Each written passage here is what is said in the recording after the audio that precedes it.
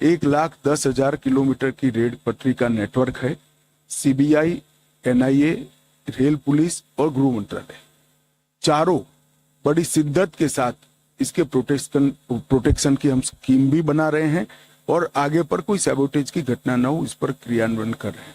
अभी अभी इस प्रकार की वृत्ति नजर में आई है, हम इस पर कठोरता से संज्ञान भी लिया है और एक योजना लेकर भी आए।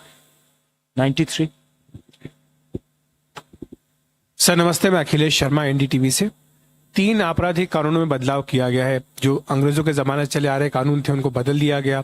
आमूलचूल परिवर्तन का ये एक प्रयास है, लेकिन अदालतों में लाखों करोड़ों केसेस लंबित हैं, लंबे समय से लंबित हैं।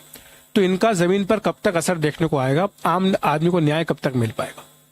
देखिए, समस्या साच अर्थ में आपने जो उठाई बड़ी गंभीर है, परंतु आप तीनों कानूनों का अध्ययन करेंगे तो हमने तीनों स्तर पर, जुडिशरी के स्तर पर, प्रोसिक्यूशन के स्तर पर और इन्वेस्टिगेशन के स्तर पर 73 जगह पर समय मर्यादाओं को कर्टेल करने के लिए नए कानूनी प्रावधान लाए। हमने इन्वेस्टिगेशन को साइंटिफिक करने के लिए एफएसएल को कंपलसरी किया है, जिससे कोई और ज्यादा साक्ष्य की जरूरत न पड़े, साइंटिफिक एविडेंस के आधार पर ही किसी को सजा दिलाई जा सके। मैं विश्वास करता हूं कि 3 साल के बाद, आने वाले 3 साल के बाद जो भी एफआईआर रजिस्टर होगी, इसका 1 साल में सुप्रीम कोर्ट तक केस का फाइनलाइजेशन। 272। देख रहे हैं, एक आपको अवसर मिलेगा। नहीं, आपको कहा 272। हाँ, मैं सर माइक का वेट कर। सर मैं विजेता सिंह हूँ द हिंदू से। सर आप जब पिछली बार मणिपुर गए थे पिछले साल, तो आपने कहा था 15 दिन में वापस जाएंगे, और आपके आने के बाद वेव्स में वायलेंस हो रहे हैं वहां पे। अभी रिसेंटली भी हुए, 11 लोग की हत्या हुई है। तो इसको लेके क्या आप मतलब वहां पे एक रूमर भी चल रहा था कि चीफ मिनिस्टर को रिजाइन करने बोला है, उसके बाद गवर्नर के घर पे कहा आपको चीफ मिनिस्टर? मैं रूमर बोला इसलिए सर। और वहां पे गवर्नर हाउस में भी काफी पथराव हुआ, जो हम कहीं और नहीं देखते हैं किसी देश के किसी हिस्से में। तो मणिपुर के लिए क्या स्ट्रैटेजी है 100 डेज में? देखिए, जहां तक मणिपुर का सवाल है, 100 दिन में हमने जो ये घटनाओं का मूल है,